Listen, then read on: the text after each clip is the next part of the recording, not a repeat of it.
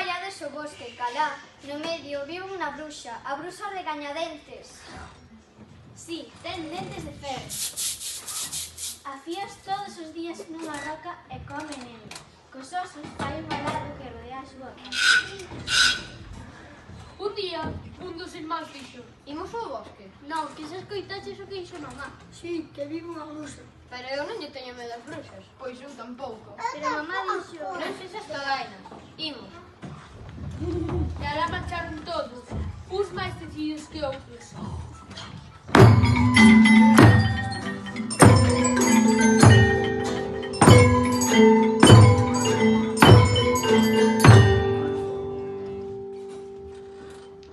O vento subía entre as polas e as sombras parecíanse cada vez máis locas.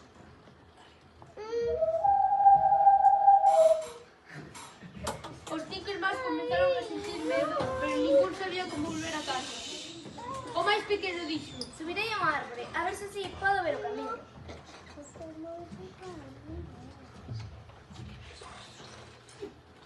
desde o alto da árbore viu unha luz dunha casa, ao lonxe. Que ves?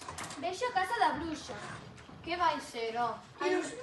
Ainda falta moito para chegar ao medio do bosque. Ti non sabes o que dixo. Vamos.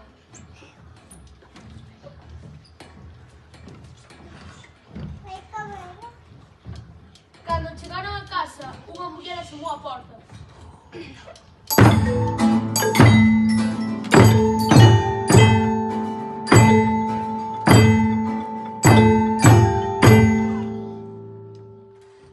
Vinde, meus pobres, non tiñades medo. O cheiro a comida abriu os apetito. Eu vou entrar. Os demais irmáns seguiron, pero os dous máis pequenos non estaban moi convencidos, porque a casa... Dame arrepíos! Pasaredes aquí a noite e mañá levarei vos a casa. Isto para que é? Ah, isto para cans abandonados, gatos extraviados. E quizáis os perdidos, dixo o rapaz. Cando acabaron de cear, foron a deitar ao cuarto.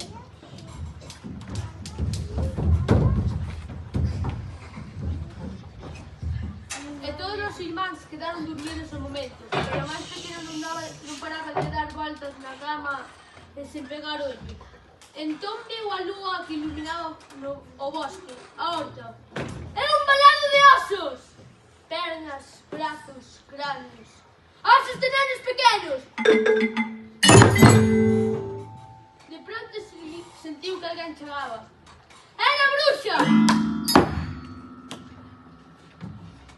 O neno meteuse na cama rápido e a bruxa entrou no cuarto. Hai alguén experto. O neno tiña medo e cando xa chegaba onde el para quitarlle as sabas, o pequeno dixo: Eu estou experto. A por que non durmes? Porque miña nai, antes de dormir, sempre me fai un ovo frito. A vella, arrastrase os pés, sei fungado. Sí, un ovo frito, máis de pan para facer sopas.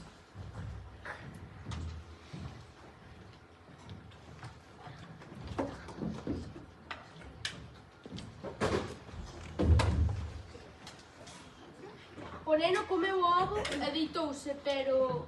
Imposible dormir! A vella volveu a preguntar: Alguén está experto? Eu. É que miña nai, antes de dormir, sempre me dá figos pesos. A vella marchou nos mandos e foi buscar figos.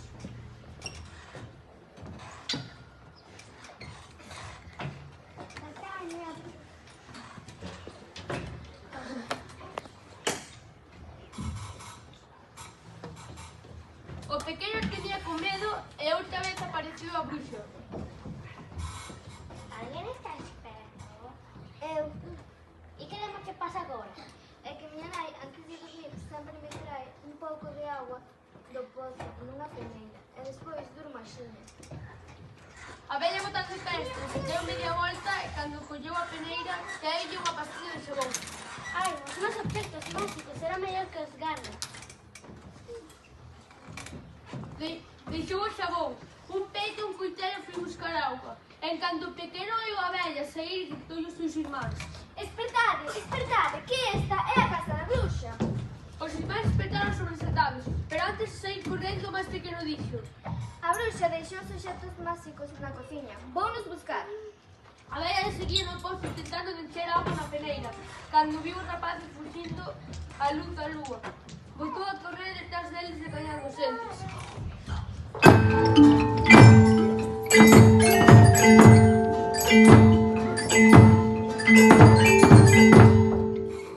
A bruxa chegábase cada vez máis os irmáns, entón o pequeno dixo: Tirarei o xabón, a ver se o pisa e cae escarranchada.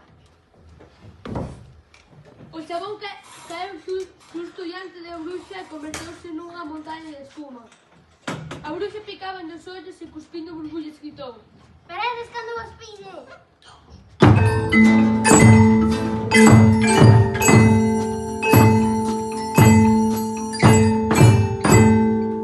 A bruxa volvía a chegarse rapidamente e o pequeno lanzoulle o peite. Que se lles pete na cabeza. O peite gravouse no chan e converteuse nunha túpida ringleira de árbores. A bruxa abriuse camiños sedando as árbores cos seus dentes de ferro e gritando: Paredes cando vos pide.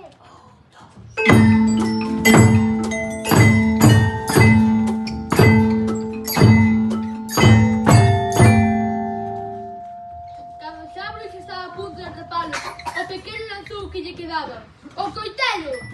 Que me dera que lle cortase un pé. O coitelo foi caer xusto diante da bruxa e abriu unha fenda longa e profunda, imposible de saltar. Os nenos non pararon de correr ata que saíron do bosque.